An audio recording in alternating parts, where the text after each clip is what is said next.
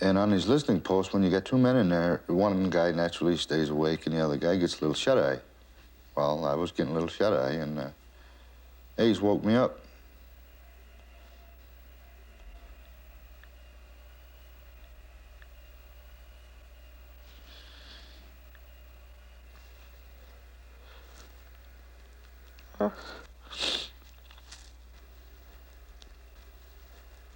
He said, there's something out there. He turned around, and he was hit with 5 rounds from the chest right up to the top of his head.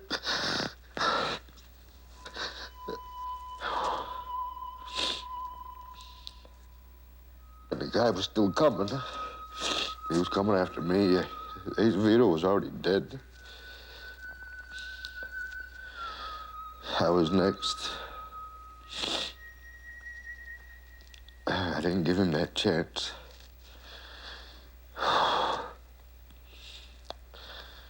So I killed him. I emptied a full magazine into him. 20 rounds, M14.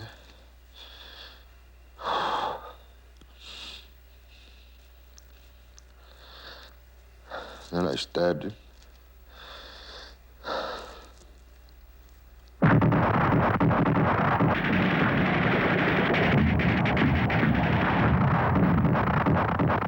That night, hell broke loose.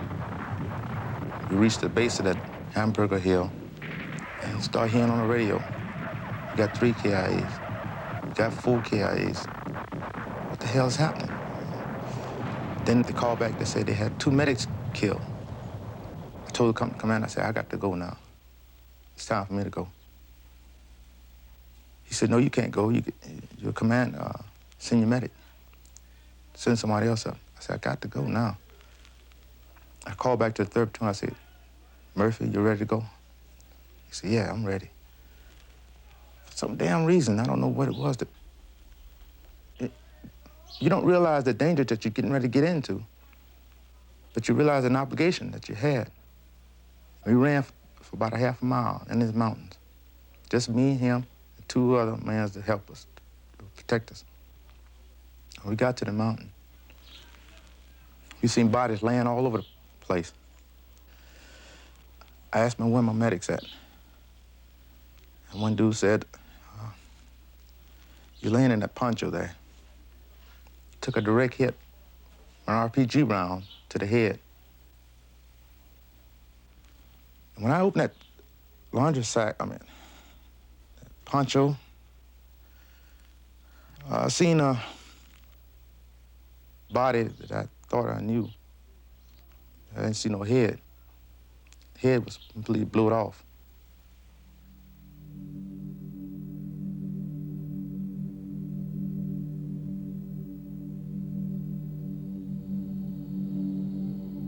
For what transpired then, I received a few Bronze Stars, but a medal can't pay me for what I experienced.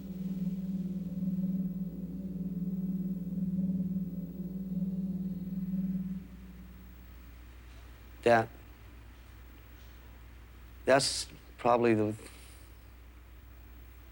part of Vietnam that's, I suppose, never goes away from anybody. You see just the death. You see a lot of destruction. You see a lot of villages being burned, and you know people are being killed, and you shoot into bushes and you hear screams and you know that people have been hit. But to see someone get hit with a high-velocity steel jacket round designed by people to kill other people, that's the most degrading experience that a human being can undergo. There is no more obscene way to die than to be shot to death in a war. This is Roger. If I go up to where you are, I'll be going at him in the same direction. I want to try to flank him. That's why I'm asking you what direction you're firing in. It sounds to me like you're firing east, so what direction? I can't remember whether it was 1 or 2 days after A Company's 2nd Platoon got wiped out. Come on, let's grab.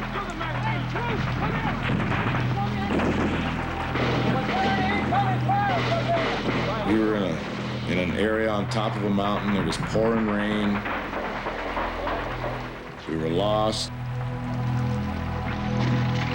Officers were conferring over their maps. That's the platoon they're trying to overrun is whistling. Negative. Don't fire anywhere. We're surrounded. All of us had been hurt real bad. We'd lost a lot of men. Particularly when 17 men in one platoon were killed and all the wounded were slaughtered. And there was a family. And we had them surrounded, and they were terrified. And these people knew they were going to die.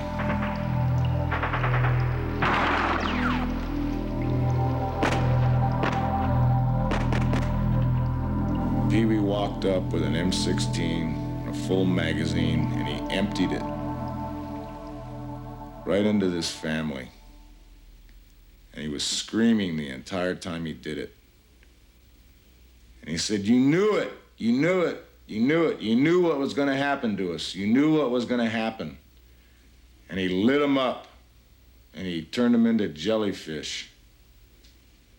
And these officers looked over their shoulders like he had just dropped a 2x4 off the back of a pickup truck on a job site.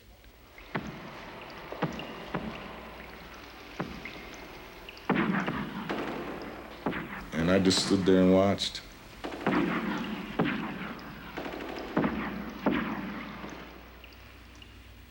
I shot a family of people, human beings, not for what they did, but because they happened to be in the area where something was done. Where 17 of my friends have been slaughtered.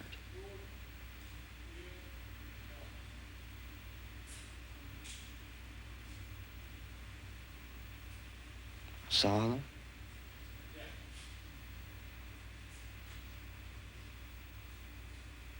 And I walked up to them. And I shot them. All of them. Because they were there. Because I thought that they knew about a VC ambush that those 17 people had walked in. And because I thought that they didn't have a right to live when those people die. And because I thought that somehow I had the right to make that decision.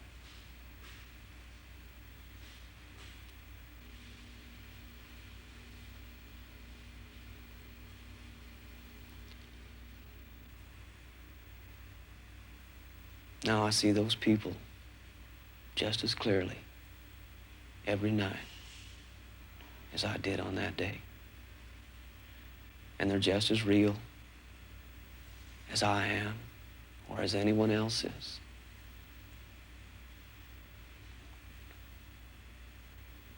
And they watch me at night.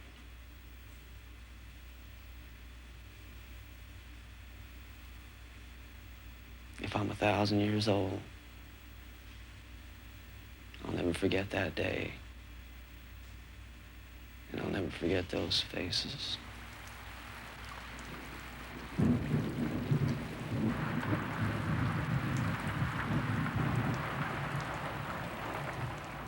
And now when it rains, I can smell death.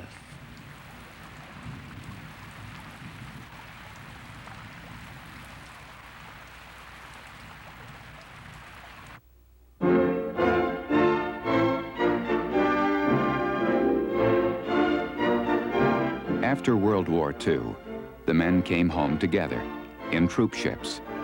They had weeks to shake off the stress of war. The Vietnam vet generally returned alone on a commercial jet, often less than 48 hours after jungle combat. Perhaps the most dramatic difference between World War II and Vietnam was coming home. Now he returns with all his experiences in the fight to kill fascism. Now he returns.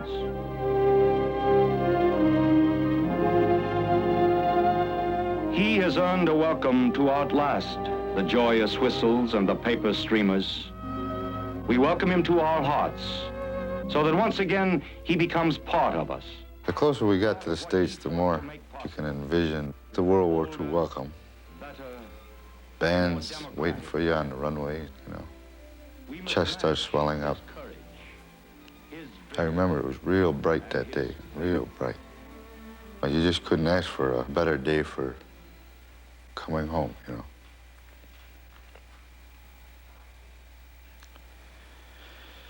So the plane comes up and stops. You get ready, take your time. And the first thing, like when I first got to that door, you know, it was, where the hell is everybody? You know. Turn around and look at the next guy and says, you know, where the hell we at? Well, when I came back, we didn't really know what to expect. I mean, we figured, you know, it was gonna be big parties and stuff like that, you know. I mean, people were gonna be welcoming us home, but it wasn't that way. And well, they landed us at San Francisco and turned us loose there. And I guess there was about 12 of us hit the airport at the same time, getting ready. We were going our different ways, going home. And when people see us coming through the airport, they'd move around, walk around us, so they wouldn't have to get too close. And I got to thinking maybe we all smell bad or something. And I got back to the States, and supposedly a normal society, yet to find there's a war still going on. War because of my race, because of my color.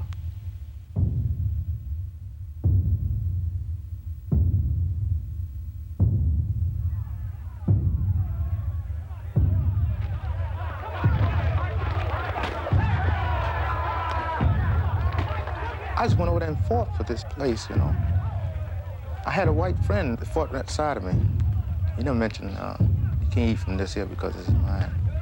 And you're black, I'm white.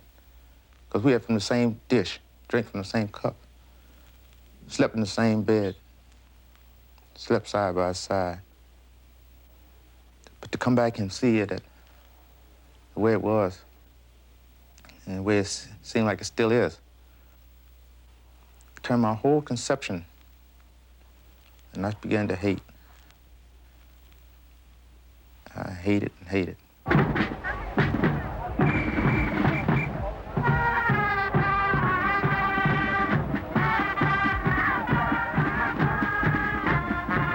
We came back to the States. You came back to the same address. Mom looked the same. Apple pie tastes just as good.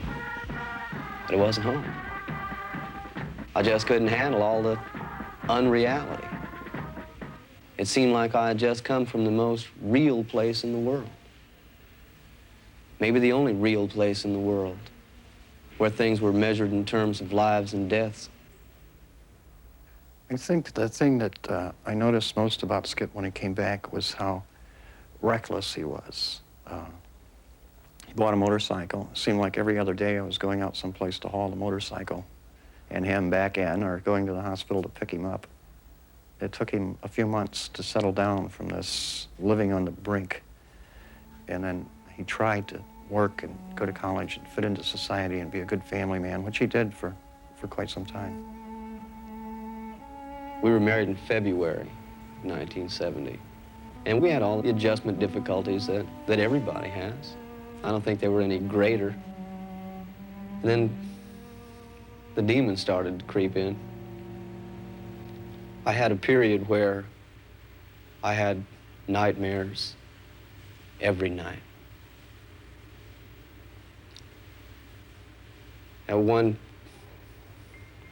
nightmare I was dream that we had ambushed a rice cache. It was a dream that was pretty familiar. And it was an event that had happened. And somehow in the middle of the dream, I reached out and touched her. And I started to choke her. And I woke up, I suppose, just before I choked her to death. And then I began to fear myself. And that's when I first come home. I hit my wife in the eye. I was laying on the couch sleeping. And I was dreaming about that. Snakes dangling over the opening, trying to get out. And she decided to wake me up with a kiss over the end of the couch. And she kissed me, and I hit her in the head, and I didn't realize it. And after that, I was taken, put on sleeping pills. I was in my mother's house, and the guy lived in an apartment upstairs, was moving furniture or something. But he dropped a chair or something, I don't know what it was, but it sounded just like a mortar hitting a tube. And once you hear that sound, you never forget it. Well, there was another guy there at the house with us. He just got back, and he was in the Army. Well, when the guy dropped that chair, we both headed for the door. But when we got to the door, we realized, you know, it can't be anything because we're sitting in a house in South Texas. But everybody else in the room was laughing about it. But to us, it wasn't funny.